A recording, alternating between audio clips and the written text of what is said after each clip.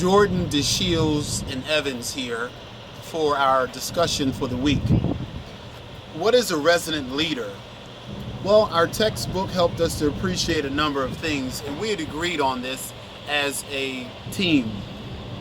It is a leader who inspires others by creating a work environment that supports innovation, change, and according to our textbook, it's a leader who is honest with themselves and others, and they hold their staff accountable to reach goals of excellence. The video expounded upon the idea that a resonant leader does not involve in itself one who comes up with the idea, one who has the title, one who has the most stock in the company, but it is the one who masters relationships and influences those who follow him or her. In fact, the American Heritage Dictionary says that having a lasting presence or effect on others in an enduring way is what resonance is all about. But this definition of resonance comes from physics. Richard mentions that when dolphins would synchronize, they use vibrations or resonance, resonating that sound to influence or have an effect on others. So we all agree that a resonant leader would certainly influence and have an effect on others.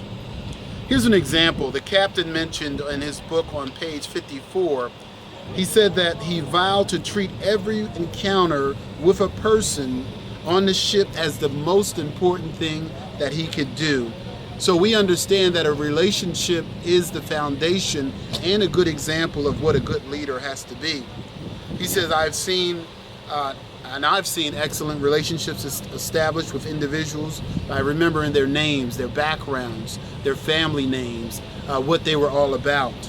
DeShields mentioned an example talking about a mentor, said that mentor said that he continued to encourage the team by motivating us in unique and creative ways.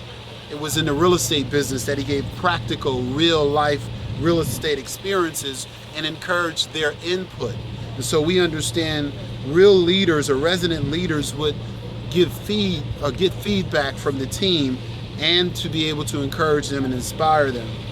Evans was along the same line. Talked about a leader, a former supervisor. It says that built loyalty, the supervisor, trust among the staff, which in turn motivated them and excited them in their everyday work. So it's correct to say that a resonant leader will inspire others to do the things that need to be done. Now, we support our argument because on page number 29, the author says, as I have saw it, my job was to create the climate that empowers people to unleash their potential. That's directly from the textbook. He goes on to say, I would have to train people to think and make judgments on their own. Empowering means defining the perimeters in which people are allowed to operate and then setting them free. That's on page number 27. Page 63, he talks about the whole secret of leadership or managing a company is to articulate a common goal and then be able to not only have that common goal, but inspire other people to work hard at achieving that goal on page 63. And think about chapter 4. Its title itself, Listen Aggressively. I tried to establish personal relationships with each crew member, he talked about. So there are plenty of references about this resonant leader. Thus far in our text, we understand that we have to be people who develop relationships and allow others to be able to have a range or measure of freedom and in their dealings with others.